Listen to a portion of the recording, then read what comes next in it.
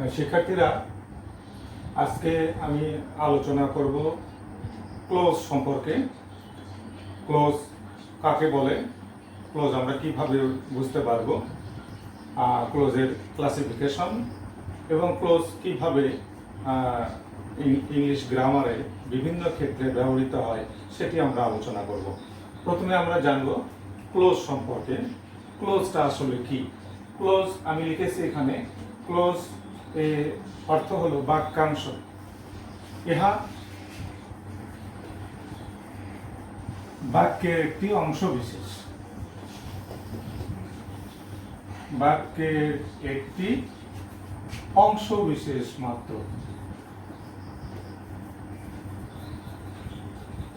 অংশ বিশেষ মাত্র। মনে রাখতে হবে যে এটা বাক্যের একটি অংশ বিশেষ মাত্র, এটা কখনোই পূর্ণ বাক্য নয়। ইহা কখনোই পূর্ণ বাক্য নয়। পূর্ণ বাক্য। তো ক্লোজ আসলে আমরা কি বুঝলাম? এটা বাক্যের একটি অংশ বিশেষ, একটা পূর্ণ বাক্যের একটা অংশ, একটা অংশকে বোঝানো হবে ক্লোজ। ওই জন্য বলা হয়েছে যে বাক্যাংশ, বাক্যের অংশ। ক্লোজ মানে বাক্যের অংশ। আচ্ছা, অংশগুলো আমি উদাহরণ একটু পরে দিচ্ছি। আচ্ছা, উদাহরণটা দিয়ে নিই। আমরা লিখতে পারি যে if you come I shall go. যদি তুমি আসো তাহলে আমি যাব। এটি একটি পূর্ণ বাক্য। এখানে এই বাক্যে আমরা দেখতে পাচ্ছি এখানে একটি অংশ, এটি একটি অংশ। ইফ ইউ কাম, যদি তুমি আসো, এটি একটি অংশ। আই শ্যাল গো, আমি যাব, এটি আরেকটি অংশ। তো এটি একটি ক্লোজ, এটি একটি ক্লোজ। এটি আর পুরোটাই হলো আমাদের একটি সেন্টেন্স।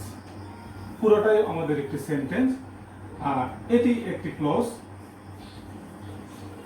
এটি একটি ক্লোজ। অর্থাৎ এখানে দুটি ক্লোজ আছে, দুটি ক্লোজ নিয়ে একটি বাক্য গঠিত হয়েছে। তো আমরা এখন দেখব যে ক্লোজের শ্রেণী বিভাগ। এখন আমরা আলোচনা করব ক্লোজের শ্রেণী বিভাগ। ক্লোজ আসলে কত প্রকার?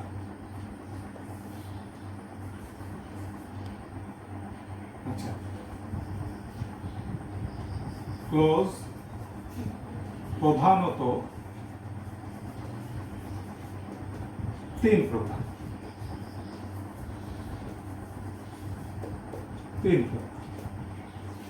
প্রধানত তিন প্রকার। কি কি? Principal clause. Principal clause. 2, subordinate close.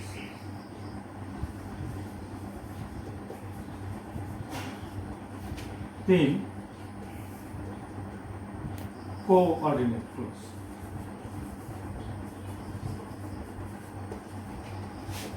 Clause আসলে প্রথমত এই তিনটি: principal clause, subordinate clause, coordinate clause. বাংলাগুলো আমি লিখছি তোমাদের বোঝার সুবিধার্থে। প্রিন্সিপাল ক্লোজ হলো প্রধান অংশ,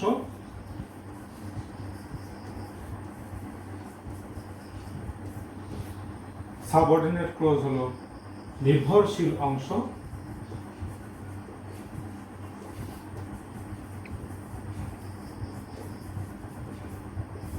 কোঅর্ডিনেট ক্লোজ হলো সংযুক্তকারী অংশ।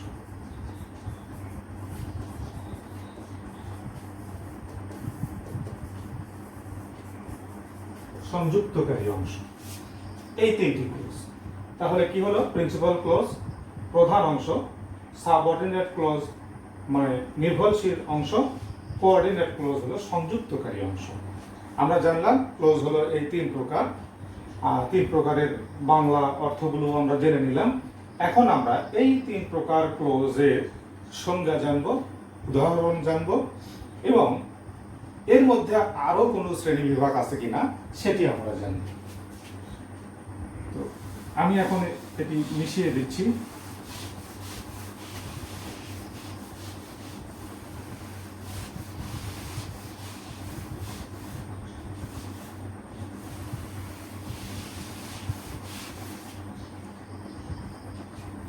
প্রথমে আমি লিখছি principal clause.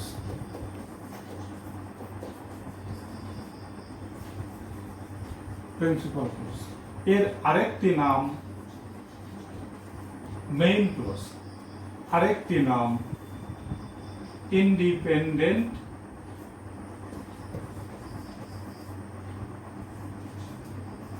Clause. Independent clause, এই তিনটি নাম, অর্থগুলো হলো প্রধান অংশ, বিষয়টি আসলে একই। মেইন ক্লজ প্রধান অংশ, ইন্ডিপেন্ডেন্ট ক্লজ স্বাধীন অংশ। স্বাধীন অংশ আসলে অর্থ নাম তিনটা হলেও অর্থ কিন্তু একই। তো আমরা জানবো সংজ্ঞা প্রিন্সিপাল ক্লজ আসলে কি। একটি বাক্যে যখন একাধিক ক্লজ থাকবে, প্রিন্সিপাল ক্লজের ভূমিকা সেখানে কি? প্রিন্সিপাল ক্লজটি থাকবে স্বাধীন, এটা কারোর উপর নির্ভর করবে না, নিজে নিজেই এই অংশের অর্থটি প্রকাশ করতে পারবে, নিজে নিজেই তার অর্থ প্রকাশ করবে। প্রিন্সিপাল ক্লজ অন্য কোনো ক্লজের সাহায্য ছাড়া নিজে নিজে স্বাধীনভাবে অর্থ প্রকাশ করতে পারবে। এটি হলো আসলে প্রিন্সিপাল ক্লজ। সংজ্ঞাটি তাহলে আমরা কি জানলাম? যে ক্লজ অন্য ক্লজের সাহায্য ছাড়া, আমি তোমাদের সুবিধার্থে সংজ্ঞাটি লিখবো এখন।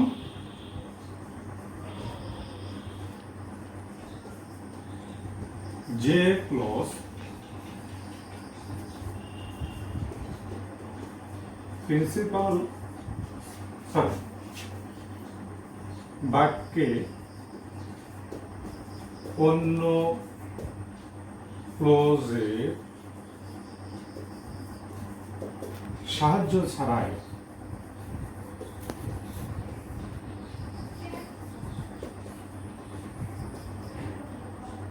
নিজে নিজে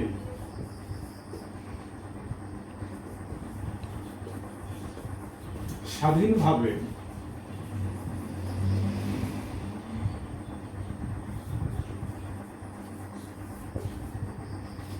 অর্থ প্রকাশ করে,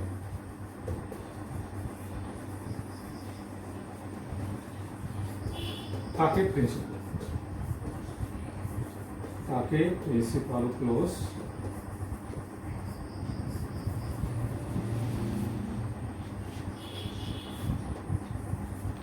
বলে।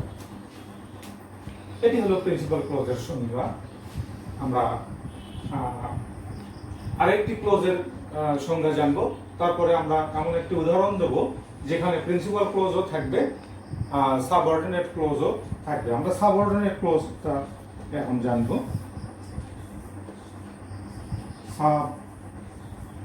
সাবঅর্ডিনেট ক্লজ অর্থাৎ নির্ভরশীল অংশ। এর বাংলাটি হলো নির্ভরশীল অংশ। এর আরেকটি নাম আছে, সেটি হলো ডিপেন্ডেন্ট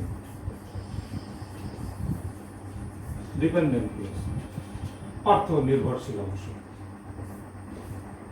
নাম দুটি হলে একই অর্থ, নির্ভরশীল অংশ।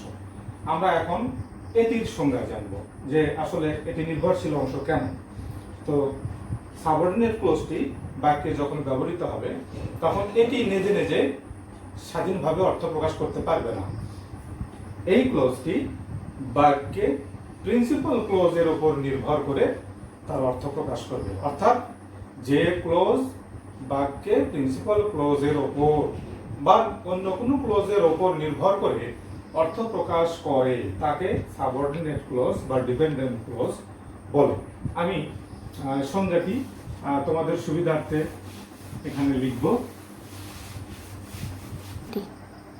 সাবঅর্ডিনেট ক্লজের সংজ্ঞাটি উপরে লিখব তোমাদের সুবিধার্থে। যে ক্লজ বাক্যে প্রিন্সিপাল ক্লজের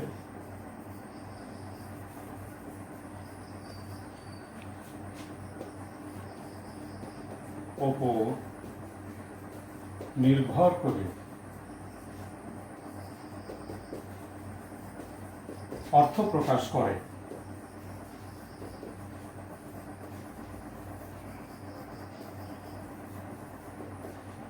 তাকে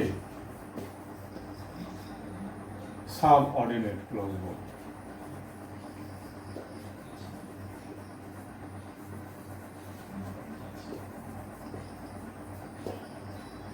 আমি এখন একটি উদাহরণ লিখব। সংজ্ঞাটি তোমরা নিশ্চয়ই বুঝতে পেরেছো। আমি আবারও বলছি যে ক্লোজ বাক্যে প্রিন্সিপাল ক্লোজের উপর নির্ভর করে অর্থ প্রকাশ করে তাকে সাবঅর্ডিনেট ক্লোজ বলে। অর্থাৎ সাবঅর্ডিনেট ক্লোজ কখনোই নিজে নিজে অর্থ প্রকাশ করতে পারবে না, এটি প্রিন্সিপাল ক্লোজের উপর নির্ভর করে অর্থ প্রকাশ করবে। আমরা যে উদাহরণটি আগে লিখেছিলাম সেটি আবার লিখব। If you come I shall go. এখানে বলা হলো যদি তুমি আসো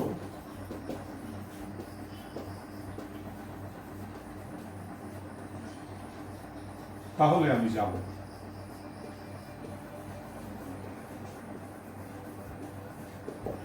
অর্থাৎ এই অংশটা যদি এইভাবে বলা হয় যে ইফ ইউ কাম, যদি তুমি আসো, তাহলে অর্থটা পরিপূর্ণ হচ্ছে না, মনে হচ্ছে এরপরে আরো কিছু আছে, এরকম মানে পরিপূর্ণ অর্থ প্রকাশ করতে পারছে না। এটি হলো সাবঅর্ডিনেট ক্লজ, যেহেতু এটি নিজে নিজে অর্থ প্রকাশ করতে পারছে না, এটি সাবঅর্ডিনেট ক্লজ। আবার যদি প্রথম অংশ বাদ দিয়ে যদি দ্বিতীয় অংশ বলি যে আই শ্যাল গো, আমি যাব, তাহলে এটি কিন্তু স্বাধীনভাবে অর্থ প্রকাশ করতে পারছে। এটি হলো প্রিন্সিপাল ক্লজ।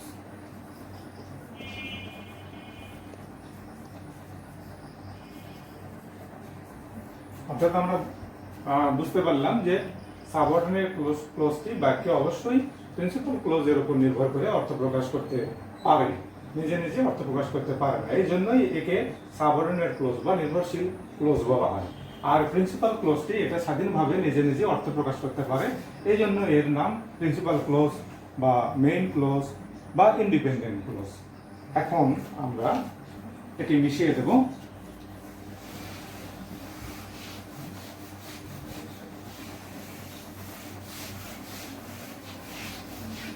তিন নম্বর ক্লজটি আমরা এখন লিখব কোঅর্ডিনেট ক্লজ।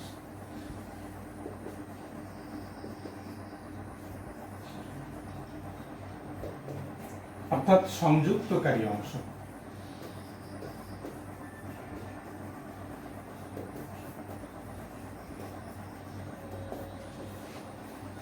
এই ক্লজটি আসলে কোঅর্ডিনেট ক্লজ কখন হবে? দুই বা ততোধিক প্রিন্সিপাল ক্লজ পরস্পরের সঙ্গে যুক্ত হবে। একটা প্রিন্সিপাল ক্লজের সঙ্গে আরেকটা প্রিন্সিপাল ক্লজ যখন যুক্ত হবে, তো সেই যুক্তকারী ক্লজটি হলো কোঅর্ডিনেট ক্লজ, অর্থাৎ সংযুক্তকারী অংশ, যে অংশটা সংযুক্ত হবে। আমি একটা উদাহরণ লিখি, তাহলেই বোঝা যাবে। He is poor but honest. He is poor but, এটি প্রিন্সিপাল ক্লজ, এটিও প্রিন্সিপাল ক্লজ। এখানে কিন্তু হি ইজ কথাটি আছে, হি ইজ অনেস্ট বুঝতে হবে। কেন? প্রিন্সিপাল ক্লজে, অর্থাৎ এটি একটি কম্পাউন্ড সেন্টেন্স। কম্পাউন্ড সেন্টেন্সে যখন কোঅর্ডিনেটিং কনজাংশন থাকবে, কোঅর্ডিনেটিং কনজাংশনের আগে যে সাবজেক্ট এবং ভার্ব থাকবে, সেই সাবজেক্ট এবং ভার্ব যদি পরের অংশেও থাকে, তাহলে পরে লিখতে হয় না, প্রথম অংশে লিখলেই চলবে। সেই কারণে হি ইজ কথাটি এখানে লেখা হয়নি, এখানে বুঝে আছে, কিন্তু বুঝে নিতে হবে যে এখানে হি ইজ কথাটি আছে। তাহলে আমরা কি বুঝতে পারছি? এটিও একটি স্বাধীন ক্লজ। হি ইজ পোর একা একা অর্থ প্রকাশ করতে পারে। আবার যদি বলি হি ইজ অনেস্ট, এটিও স্বাধীনভাবে অর্থ প্রকাশ করতে পারে। এটিও একটি প্রিন্সিপাল ক্লজ, এটিও একটি প্রিন্সিপাল ক্লজ। বাট কনজাংশন দিয়ে কোঅর্ডিনেটিং কনজাংশন দিয়ে পরস্পর যুক্ত হয়েছে, অর্থাৎ এই প্রিন্সিপাল ক্লজের সঙ্গে এটি যুক্ত হয়েছে। এটি হলো সংযুক্ত অংশ, অর্থাৎ দুটো প্রিন্সিপাল ক্লজ কোঅর্ডিনেটিং কনজাংশন দ্বারা পরস্পর যুক্ত হবে, তখন তাকে কোঅর্ডিনেট ক্লজ বলে। তো কোঅর্ডিনেট ক্লজের পূর্বে কোঅর্ডিনেটিং কনজাংশন থাকবে, আর সাবঅর্ডিনেট ক্লজের পূর্বে সাবঅর্ডিনেটিং কনজাংশন থাকবে। অর্থাৎ সাবঅর্ডিনেটিং কনজাংশনটা এটি ব্যবহৃত হবে, সাবঅর্ডিনেট ক্লজটি ব্যবহৃত হবে এটা হলো কমপ্লেক্স সেন্টেন্স, আর কোঅর্ডিনেটিং কনজাংশন ব্যবহৃত হবে, অর্থাৎ কোঅর্ডিনেটিং কনজাংশনগুলো ব্যবহৃত হবে কম্পাউন্ড সেন্টেন্সে। এটি আমাদের বুঝে নিতে হবে। তো এখন আমরা জানলাম যে তিনটি ক্লোজের সংজ্ঞা, উদাহরণ আমরা জানলাম। এখন এই ক্লোজগুলোর মধ্যে আরো কোনো অংশ আছে কিনা সেটি আমরা এখন দেখব। তবে শিক্ষার্থীরা, আমি আগে বলে নিই যে এই ক্লোজের ক্লাসিফিকেশন বা শ্রেণী বিভাগ আলোচনা করার পূর্বে আমাদের জেনে নিতে হবে যে কনজাংশন কত প্রকার, কনজাংশনটির সংজ্ঞা বা কনজাংশনগুলো কি কি, কোন কনজাংশনগুলো সাবঅর্ডিনেটিং, কোন কনজাংশনগুলো কোঅর্ডিনেটিং, এটি আমাদের ভালো করে জেনে নিতে হবে। যাই হোক, এটি আমি আরেকটি ক্লাসে আমি বলবো যে কনজাংশনের ক্লাসিফিকেশন, এবং সেখানে আমি বলবো যে গঠনভেদে সেন্টেন্স যে তিন প্রকার আছে, সিম্পল, কমপ্লেক্স, কম্পাউন্ড, সেটি আমি আলোচনা করব। তো এগুলো আমাদের কেন আলোচনা করতে হবে?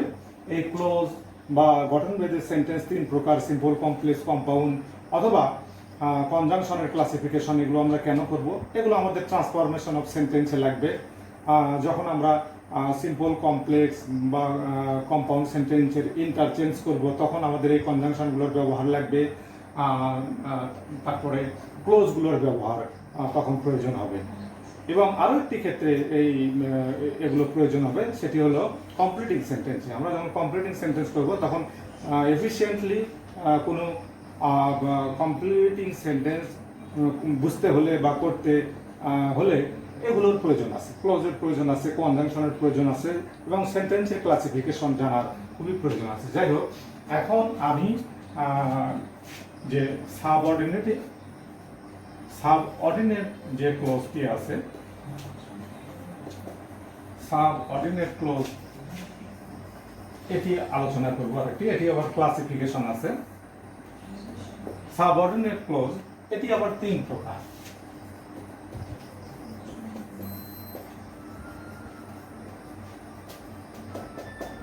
এটি তিন প্রকার। আমি আগে বলেছি যে সাবঅর্ডিনেট ক্লোজের পূর্বে সাবঅর্ডিনেটিং কনজাংশন থাকবে। তো এটি তিন প্রকার কি কি? নাউন ক্লোজ, অ্যাডজেক্টিভ ক্লোজ এবং অ্যাডভার্বিয়াল ক্লোজ। এই তিনটি ক্লোজ, সাবঅর্ডিনেট ক্লোজ, এই তিন প্রকার। এখন আলোচনা করব আমি নাউন ক্লোজ। নাউন ক্লোজ কি? নাউন ক্লোজের সংজ্ঞাটি হলো, নাউন ক্লোজ বাক্যে নাউনের কাজ করবে। নাউন ক্লোজটি আমি নিচে বিশদভাবে আবারও লিখি। নাউন ক্লোজ এটি বাক্যে নাউনের কাজ করবে। ইহা বাক্যে নাউনের কাজ করে। আমাদের বুঝতে হবে যে বাক্যে যখন নাউনের কাজ করবে, তখন ওই ক্লোজটি বাক্যের হয় সাবজেক্ট হিসেবে থাকবে, নয়তোবা অবজেক্ট হিসেবে থাকবে, অথবা অবজেক্টের কমপ্লিমেন্ট হিসেবে থাকবে। অর্থাৎ নাউন ক্লোজ বাক্যে নাউনের কাজ করবে। তো আমরা একটি উদাহরণ লিখি, তাহলে বোঝা যাবে। I know who stole my pen. I know who stole my pen. এটি একটি complex sentence.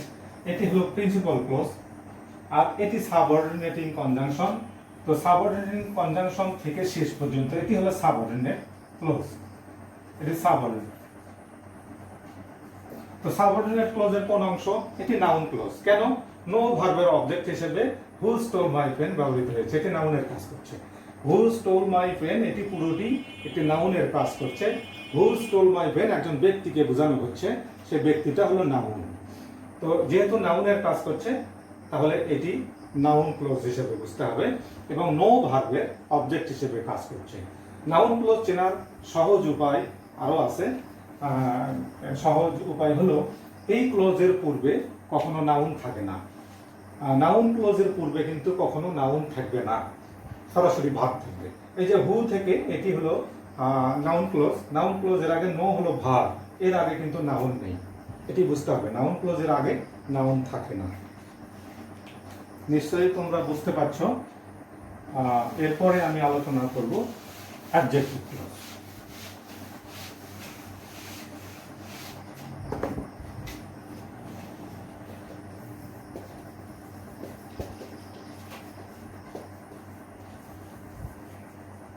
Adjective clause, adjective ক্লজটা আসলে কি? ইহা বাক্যে অ্যাডজেক্টিভের কাজ করে। অ্যাডজেক্টিভের কাজ করে। অ্যাডজেক্টিভটা কি জিনিস? নাউন ও প্রোনাউনের দোষ, গুণ, অবস্থা, পরিমাণ এগুলো বুঝাবে, আমরা জানি।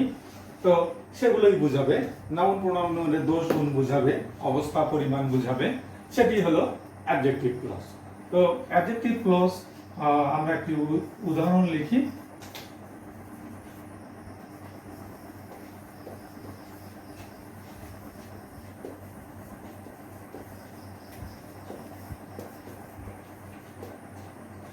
আই নো, এখানে দেখো আই নো দ্য বয়, এখানে কিন্তু নো ভার্বের একটা অবজেক্ট লাগিয়েছি আমি, অর্থাৎ এটি হলো প্রিন্সিপাল ক্লজ। এটি প্রিন্সিপাল ক্লজ, প্রিন্সিপাল ক্লজ। এবং হু থেকে শেষ পর্যন্ত একটা সাবঅর্ডিনেট ক্লজ, অর্থাৎ adjective clause. Adjective clause, adjective clause. দেখো আই নো দ্য বয়, আমি এই বালকটিকে চিনি। হু স্টোল মাই পেন, যে আমার কলম চুরি ছিল। এই বালকটির একটা দোষ বোঝানো হচ্ছে এখানে। হু স্টোল মাই পেন দ্বারা একটা দোষ বোঝানো হলো, এই কারণেই এটি অ্যাডজেক্টিভ। এটি হলো নো ভার্বের অ্যাডজেক্টিভ হিসেবে এখানে ব্যবহৃত হয়েছে। তো অ্যাডজেক্টিভ ক্লোজ চেনার আরও একটি সহজ উপায় হলো যে অ্যাডজেক্টিভ ক্লোজের পূর্বে নাউন থাকবে, এটি হলো নাউন। দি বয়, অ্যাডজেক্টিভ ক্লোজের পূর্বে একটি নাউন থাকবে। দি বয় হলো নাউন, নো ভার্বের অবজেক্ট, নাউন হিসেবে ব্যবহৃত হয়েছে। তো আমরা জানলাম অ্যাডজেক্টিভ ক্লোজ। এখন আমরা আলোচনা করব অ্যাডভার্বিয়াল ক্লোজ।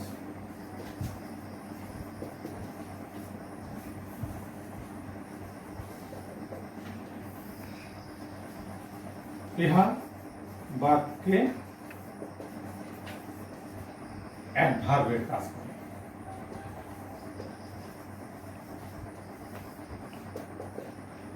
ভার্বকে মডিফাই করবে, ভার্বকে মডিফাই করে যে ওয়ার্ড সেটি হলো অ্যাডভার্ব, আমরা জানি। তো এটি হলো অ্যাডভার্বের কাজ করে, অ্যাডভার্বিয়াল ক্লোজ বাক্যে অ্যাডভার্বের কাজ করে। এখানে আমাদের জানতে হবে একটি জিনিস যে যখন আমরা সাবঅর্ডিনেট ক্লোজের সংজ্ঞা, সাবঅর্ডিনেট ক্লোজকে আইডেন্টিফাই করব, তখন কিন্তু শুধু সাবঅর্ডিনেট ক্লোজ বললে হবে না। সাবঅর্ডিনেট ক্লোজের কোন অংশ এটি? এটি নাউন ক্লোজ নাকি অ্যাডজেক্টিভ ক্লোজ নাকি অ্যাডভার্বিয়াল ক্লোজ, সেটি আমাদের বলতে হবে। যে এটি নাউন ক্লোজ বা এটি অ্যাডভার্বিয়াল ক্লোজ, সেটি বলতে হবে। তো এখানে আমাদের যখন অ্যাডভার্বিয়াল ক্লোজ আমরা আলোচনা করব, অ্যাডভার্বিয়াল ক্লোজ আলোচনা করতে গিয়ে আমাদের জানতে হবে অ্যাডভার্বিয়াল সম্পর্কে, অর্থাৎ ক্লাসিফিকেশন অফ অ্যাডভার্ব, অ্যাডভার্বের ক্লাসিফিকেশন সম্পর্কে জানতে হবে। তো এটি কোনো বইতে 11 প্রকার অ্যাডভার্বিয়াল আছে, কোনো বইতে 8 প্রকার আছে। তো বেশিরভাগ বইতেই 8 প্রকার দেয়া আছে। তো 8 প্রকার অ্যাডভার্বিয়াল আছে, যেমন adverbials of place, adverbials of time, adverbials of concession, adverbials of condition, adverbials of reason, adverbials of comparison. তো এইগুলো অ্যাডভার্বিয়ালস আমাদের জানতে হবে। যে কন্ডিশন সেগুলো শর্ত বুঝাবে, কনসেশন স্বীকৃতি বুঝাবে, টাইম অ্যাডভার্বিয়ালস অফ টাইম সেগুলো সময় বুঝাবে, তারপর প্লেস অ্যাডভার্বিয়ালস অফ প্লেস সেগুলো স্থানের নাম বুঝাবে। তো এইভাবে 8 প্রকার অ্যাডভার্বিয়ালস আমাদের জানতে হবে অ্যাডভার্বিয়াল ক্লোজকে চিনতে হলে। যাই হোক আস্তে আস্তে সেগুলো তোমরা জেনে নেবে। আমি অ্যাডভার্বিয়াল ক্লোজ আলোচনা করছি। ইহা বাক্যে অ্যাডভার্বের কাজ করে। আমি একটি উদাহরণ দিলেই তোমরা বুঝতে পারবা যে এটি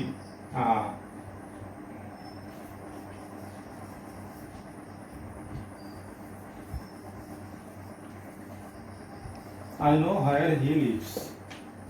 I know, আমি জানি সে কোথায় বাস করে। এটি principal clause. I know where he lives, সে কোথায় বাস করে। একটি স্থানের নাম বোঝানো হচ্ছে। এই whereটি হলো সাবঅর্ডিনেটিং কনজাংশন, where থেকে শেষ পর্যন্ত এটি একটি স্থানকে নির্দেশ করা হলো। এটি adverbial close. Adverbials of place এরকম টাইমও হতে পারে, যেমন I know when he will come, সে কখন আসবে। আমি জানি সে কখন আসবে, এটি অ্যাডভার্বিয়াল অফ টাইম। তো এরকম প্লেস, টাইম, এরকম কন্ডিশন, কনসেশন, কম্পারিশন, রিজন, এগুলো আসতে পারে। 8 প্রকার অ্যাডভার্বিয়ালস দিয়ে 8 প্রকারই অ্যাডভার্বিয়াল ক্লোজ হতে পারে। যাই হোক এই ক্লোজগুলো আমাদের জানতে হবে। সাবঅর্ডিনেট ক্লোজের এই ক্লাসিফিকেশন 3টি, এটি আমাদের জানতে হবে। কেননা যখন আমরা সাবঅর্ডিনেট ক্লোজকে আইডেন্টিফাই করব, তখন শুধু সাবঅর্ডিনেট ক্লোজ বললে হবে না, বলতে হবে নাউন ক্লোজ বা অ্যাডজেক্টিভ ক্লোজ বা অ্যাডভার্বিয়াল ক্লোজ কিনা। যাই হোক আমরা ক্লোজের আলোচনা এ পর্যন্তই আজকে শেষ করছি। এরপরের ক্লাসে আমি চেষ্টা করব অবশ্যই তোমাদের কনজাংশন সম্পর্কে, ক্লাসিফিকেশন অফ কনজাংশন আমি আলোচনা করব, এবং গঠন ভেদে সেন্টেন্সের যে 3টি প্রকার ভেদ আছে, সিম্পল, কমপ্লেক্স, কম্পাউন্ড, সেটি আলোচনা করব। আমার মনে হয় সেটি আলোচনা করার পর আমাদের ট্রান্সফরমেশন অফ সেন্টেন্স অর্থাৎ সিম্পল, কমপ্লেক্স, কম্পাউন্ডের ইন্টারচেঞ্জিং জানতে বুঝতে সুবিধা হবে এবং কমপ্লিটিভ সেন্টেন্স বুঝতে সুবিধা হবে। তাহলে শিক্ষার্থীরা আজকে এই পর্যন্তই। ধন্যবাদ তোমাদের, এবং আমার পরবর্তী ক্লাস দেখার আমন্ত্রণ রইল। ধন্যবাদ।